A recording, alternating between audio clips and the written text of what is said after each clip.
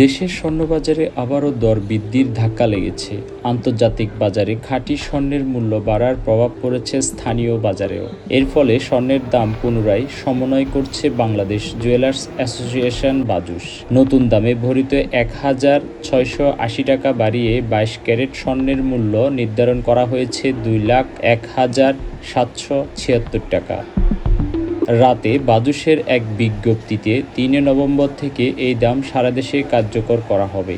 আন্তর্জাতিক বাজারে তেজাবি স্বর্ণের হার ঊর্ধ্বমুখী থাকায় স্থানীয় বাজারেও দাম সামঞ্জস্য করা ছাড়া অন্য উপায় ছিল না। নতুন ঘোষণা অনুযায়ী ২১ ক্যারেট স্বর্ণের ভরি ১,৯২,৫৯৬ টাকা, ১৮ ক্যারেট স্বর্ণের ভরি ১,৬৫,০৮১ টাকা, সনাতন পদ্ধতির স্বর্ণের ভরি ১,৩৭,১৮০ টাকা। বাজুস আরও জানিয়েছে, ঘোষিত দামের সঙ্গে সরকার নির্ধারিত ৫% ভ্যাট এবং ন্যূনতম ৬% মজুরি যোগ করতে হবে। গহনার নকশা ও মানভেদে মূল্য আরও বৃদ্ধি পেতে পারে।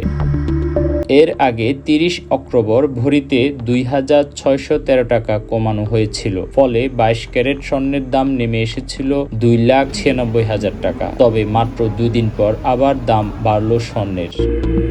২০২৫ সালে এটি স্বর্ণের ৭৩তম মূল্য সমন্বয়, যেখানে ৫০ বার দাম বেড়েছে এবং ২৩ বার কমেছে।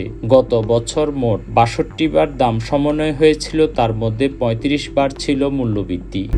অন্যদিকে রূপার বাজারে কোনো পরিবর্তন আসেনি। বর্তমানে ২২ ক্যারেট রূপার ভরি ৪,২৪৬ টাকা বিক্রি করা হচ্ছে, ২১ ক্যারেট ৪,০৪৭ টাকায়, ১৮ ক্যারেট ৩,৪৭৬ টাকা এবং সনাতন পদ্ধতির রূপা ২,৬০১ টাকায় বিক্রি হচ্ছে। চলতি বছরে রূপার দাম ৯ বার সমন্বয় হয়েছিল, এর মধ্যে ৬ বার বেড়েছে, ৩ বার কমেছে।